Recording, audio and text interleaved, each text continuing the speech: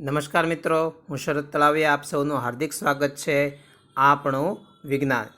ચાલો આજે આપણે જોવાનું છે ચેપ્ટર નંબર 8 સજીવો કેવી રીતે પ્રજનન કરે છે. આ ચેપ્ટરની અંદરનો આપણો સવાલ છે આજનો, પુનર્જનન એટલે શું. ચાલો પુનર્જનનની પ્રક્રિયાને શીખવા માટે આગળ વધીએ.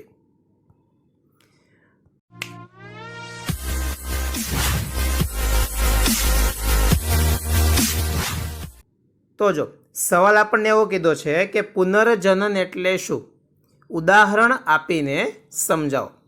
અથવા એવો પણ સવાલ પૂછી શકે કે ટૂંક નોંધ લખો પુનર્જનન કે પુનર્સર્જન કે પુનઃજનન. મિત્રો ખાસ ધ્યાન રાખજો, આ ત્રણ શબ્દ આપણા માટે બહુ જ ઇમ્પોર્ટન્ટ છે. ત્રણમાંથી કોઈ પણ શબ્દ પૂછી શકે, પુનઃસર્જન, પુનઃજનન કે પછી પુનર્જનન. આ ત્રણેય શબ્દનો મતલબ થાય સરખો. ત્રણેયમાં આપણે જવાબ એક જ લખવાનો છે. તો નીચેના ભાગમાં જો આપણને એક વ્યાખ્યા આપી છે પુનર્જનનની, કે પૂર્ણ વિભેદિત સજીવોના શરીરના ભાગમાંથી નવા સજીવનું નિર્માણ થાય છે.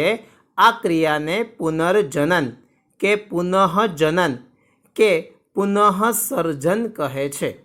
ચાલો વ્યાખ્યાને સમજીએ આપણે. તમને એમ કીધું પૂર્ણ વિભેદિત. વિભેદિતનો મતલબ એવો થાય કે જે સજીવના શરીરની અંદર સંપૂર્ણપણે વિકાસ પૂર્ણ થયેલો છે અને શરીરના જુદા જુદા અંગો જુદું જુદું કાર્ય કરી શકે છે, એવું જે શરીર છે ને પૂર્ણ વિભેદિત શરીર કહેવાય. આ પૂર્ણ વિભેદિત શરીરનું જે સજીવ છે એ શરીરના ભાગ પડે છે, અને જે ભાગ પડે છે એ ભાગમાંથી નવા સજીવનું નિર્માણ થાય છે. એ ક્રિયાને પુનર્જનન અથવા પુનઃજનન અથવા તો પુનઃસર્જન કહે છે. ચાલો તો મુદ્દાને આગળ વધારીએ. આપણી સામે એક આકૃતિ છે. આકૃતિની અંદર તમે ધ્યાનથી જુઓ તો ખ્યાલ આવશે કે અહીંયા આપણને એક સજીવ આપેલો છે. આ સજીવ પૂર્ણ વિભેદિત છે. હવે જો તમે ધ્યાનથી જોઈ શકો છો, એ જે સજીવ છે એના ત્રણ ટુકડા પડે છે. જો ઉપરનો ભાગ, વચ્ચેનો ભાગ અને નીચેનો ભાગ. હવે જે ત્રણેય ટુકડા છે, ત્રણેય ટુકડાનો શું થાય છે, વિકાસ થાય છે. અને વિકાસ થઈને એમાંથી ત્રણ નવા સજીવો બનવાની શરૂઆત થઈ, અને ધીમે ધીમે ધીમે એમાંથી આ ત્રણ નવા સજીવોની બનાવટ થઈ પણ ગઈ. તો તમે ધ્યાનથી જોઈ શકો છો કે આપણી પાસે એક જ સજીવ હતો. કેટલા સજીવ હતા? એક જ સજીવ હતો, અને એમાંથી એના ત્રણ ટુકડા પડ્યા, અને ત્રણ ટુકડામાંથી આ ત્રણ નવા સજીવોનું શું થયું, નિર્માણ થયું. એટલે સિમ્પલ વ્યાખ્યા છે મિત્રો, કે જ્યારે કોઈ એક સજીવ શરીર છે એ સજીવ શરીરના ટુકડા થાય છે, અને એ ટુકડાનું વૃદ્ધિ અને વિકાસ થાય છે, અને વૃદ્ધિ અને વિકાસ થાય એમાંથી એક નવા સજીવનું નિર્માણ થાય છે. ચાલો અને આપણે સ્ટેપ બાય સ્ટેપ સમજીએ. તો પહેલો મુદ્દો આપણને એવો કીધો છે કે જો પિતૃ શરીર તૂટીને કેટલાક ટુકડાઓ થઈ જાય તો આ ટુકડાઓમાંથી કેટલાક વૃદ્ધિ પામીને નવા સજીવમાં વિકાસ પામે છે. પિતૃ શરીર એટલે ખાસ ધ્યાન રાખજો, પિતૃ શરીર કોને કહેવાય? તો કે પિતૃ શરીર એટલે જે મૂળભૂત સજીવ હતો એ. તો અહીં આકૃતિમાં તમે જોઈ શકો છો, આ જે સજીવ છે આ સજીવને પિતૃ સજીવ કહેવાય. રેડી? એ શરીરના શું થયા? ટુકડા થયા, અને ટુકડા થઈને એ ટુકડાનો શું થયો? વૃદ્ધિ અને વિકાસ. તો એ વૃદ્ધિ અને વિકાસ થઈને એક નવા સજીવનું નિર્માણ થયું. એટલે વ્યાખ્યા આપણને મુદ્દામાં શું કીધું કે જો પિતૃ શરીર તૂટીને કેટલાક ટુકડાઓ થઈ જાય તો આ ટુકડામાંથી કેટલાક વૃદ્ધિ પામીને નવા સજીવમાં વિકાસ પામે છે. ચાલો દાખલા તરીકે હાઇડ્રા, પ્લેનેરિયા, તારા માછલી, આ બધા એના શું છે? ઉદાહરણ છે કે જેની અંદર આપણને આ પુનર્જનનની ક્રિયાઓ જોવા મળે છે. ચાલો પુનર્જનન વિશિષ્ટ કોષો દ્વારા થાય છે, અને આ કોષો પુનરાવર્તિત કોષ વિભાજન પામી મોટી સંખ્યામાં કોષોનું નિર્માણ કરે છે. પુનર્જનનની જે પ્રક્રિયાઓ છે એ પુનર્જનનની પ્રક્રિયાઓ થવા માટે વિશિષ્ટ પ્રકારના કોષો હોય છે, અને આ જે કોષો છે એ પુનરાવર્તિત કોષ વિભાજન કરે. પુનરાવર્તિત કોષ વિભાજનનો મતલબ શું થાય? વારંવાર કોષ વિભાજન થાય છે, અને ખૂબ મોટી સંખ્યામાં કોષોનું નિર્માણ થાય છે. મિત્રો એ ખાસ ધ્યાન રાખજો, અહીંયા આપણા માટે શબ્દ એવો વાપર્યો છે કે વિશિષ્ટ કોષો છે. આ વિશિષ્ટ કોષો એટલે કેવા પ્રકારના હશે? તો તમે જરાક ધ્યાનથી જોજો મિત્રો, કે જ્યારે આ એક સજીવ હતો, આ એક સજીવના ત્રણ ટુકડા થયા, તો તમે જરાક જુઓ કે આ ઉપરનો જે ભાગ છે ને એમાં આંખ છે, પણ નીચેના ભાગમાં તો આંખ નથી. તો નીચેના ભાગમાંથી જે વૃદ્ધિ પામીને નવો સજીવ બન્યો ને એમાં તો આંખ છે પાછી. તો એનો મતલબ એવો થયો કે આ નીચેના ભાગનો જે ભાગ છે એની અંદર એવા કોષો હશે કે જે વૃદ્ધિ અને વિકાસ પામીને આ આંખોનું પણ નિર્માણ કરી શકે છે. એવી જ રીતે આ ઉપરના ભાગમાં આપણે જોઈએ તો એમાં પૂંછડીનો ભાગ નથી, પણ એમાંથી બનતા સજીવમાં પૂંછડીનો ભાગ છે. એનો મતલબ એમ થયો કે ઉપરના ભાગની અંદર પણ એવા વિશિષ્ટ પ્રકારના કોષો હશે કે જે પૂંછડીનું નિર્માણ કરી શકતા હશે. ચાલો એક વાત તમને બીજી ક્લિયર કરી દો મિત્રો કે પ્લેનેરિયા, આ જે આકૃતિ આપણે જોઈએ છીએ પ્લેનેરિયાની આકૃતિ છે, અને પ્લેનેરિયા એક એવું સજીવ છે કે જેની અંદર સૌ પ્રથમ વખત આંખનું નિર્માણ થયું હતું. સૌ પ્રથમ પ્લેનેરિયાની અંદર આંખ જોવા મળી હતી, એ પહેલાં એક પણ સજીવોની અંદર આંખ હોતી નથી. રેડી? એટલે સૌ પ્રથમ ઉદ્વિકાસના ક્રમે પ્લેનેરિયાની અંદર આંખ જોવા મળી હતી. ચાલો આગળ ચાલીએ તો આપણને એવું કીધું છે કે આ કોષ સમૂહનું વિભેદન થતાં ચોક્કસ પ્રકારના કોષ અને પેશીનું નિર્માણ થાય છે. એટલે આ જે કોષો છે એ કોષોનું કોષ વિભાજન થાય છે, કોષ વિભાજન થઈને નવા નવા કોષો બને છે, એ કોષો ભેગા મળીને નવી નવી પેશીનું નિર્માણ કરે છે. આ પરિવર્તન ખૂબ જ વ્યવસ્થિત સ્વરૂપે અને ક્રમિક રીતે થાય છે.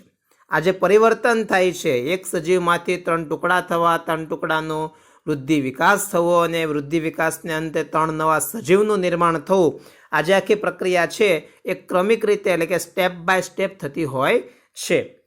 આમ છતાં પુનર્જનન પ્રજનન સમાન નથી, કારણ કે મોટાભાગના સજીવોના શરીરમાં ભાગ કે ટુકડામાંથી સામાન્યતઃ નવો સજીવ ઉત્પન્ન થઈ શકતો નથી. જોજો એ ખાસ ધ્યાન રાખજો, દરેક એવા સજીવ કે જેના શરીરના ટુકડા થઈ જતા હોય એ દરેક સજીવમાંથી, દરેકે સજીવના ટુકડામાંથી નવો સજીવ ઉત્પન્ન થશે જ એવું જરૂરી નથી.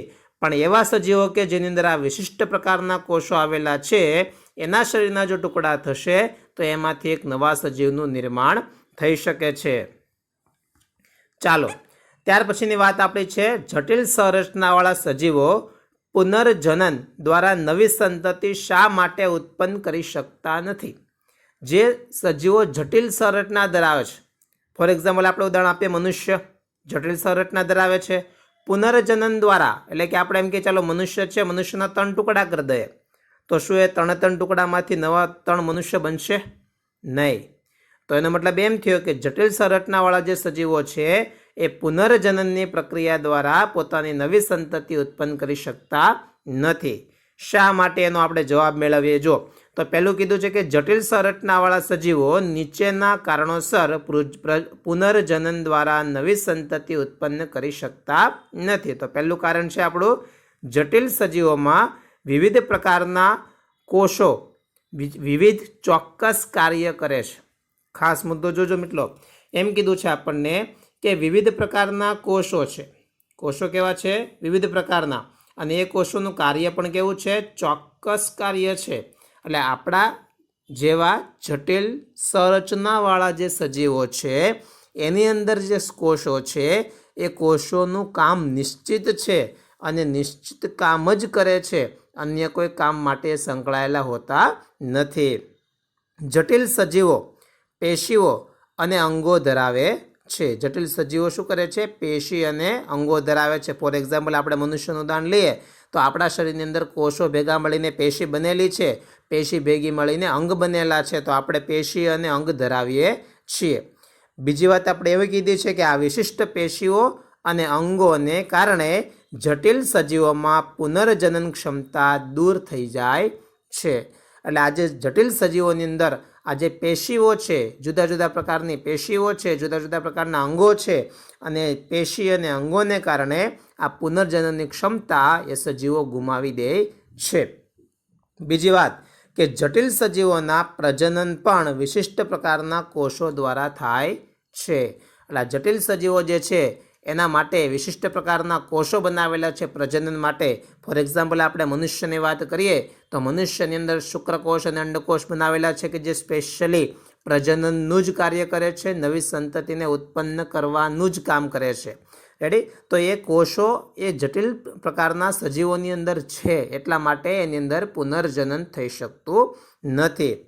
ચાલો, જટિલ સજીવોમાં પુનર્જનન માટેના વિશિષ્ટ કોષો હોતા નથી.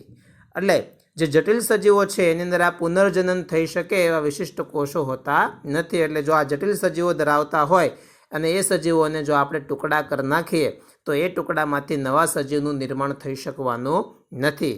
કેમ? તો કે એની અંદર એવા વિશિષ્ટ પ્રકારના કોષો હોતા નથી. આથી એની અંદર પુનર્જનન થવાની કોઈ શક્યતા હોતી નથી. ચાલો, આ વાત થઈ આપણે પુનર્જનનની. ચાલો મિત્રો, ચેનલને સબસ્ક્રાઈબ ન કરી હોય તો સબસ્ક્રાઈબ કરી લેજો. વિડીયોને વધુમાં વધુ ધોરણ 10ના વિદ્યાર્થીઓ સુધી શેર કરજો.